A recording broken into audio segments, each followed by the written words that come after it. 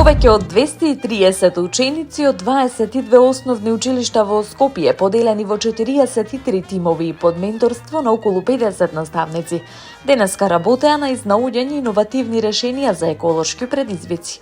Настанот Зеленикс од предизвик до иновација се одржа по повод 21 април, денот на иновативноста и креативноста, во организација на агенцијата Инова. Целта на иницијативата е да се поттикне креативноста, иновативноста и предприемачкиот дух кај младите, преку практично решавање на реални еколошки проблеми. На крајот од настанот, најдобрите тимови ќе бидат наградени во категорија за најиновативно и најапликативно решение, како и за најдобар тим. Министерката за образование Весна Јаневска истакна дека ваквите активности се важни за насочување на младите кон создавање решенија што го подобруваат животот без да ја загрозат животната средина.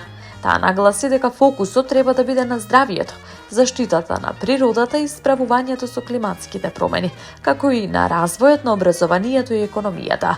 Според неа, образовниот систем се менува со цел да создава генерации млади луѓе кои ќе размислуваат критички, ќе бидат креативни и активно ќе придонесуваат во општеството.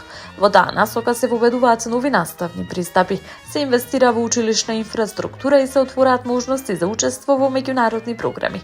Директорката на Инова Даниела Димовска посочи дека предизвикот за учениците бил да препознаат конкретен еколошки проблем и да предложат применливо иновативно решение кое ќе биде оценувано од стручни комисии.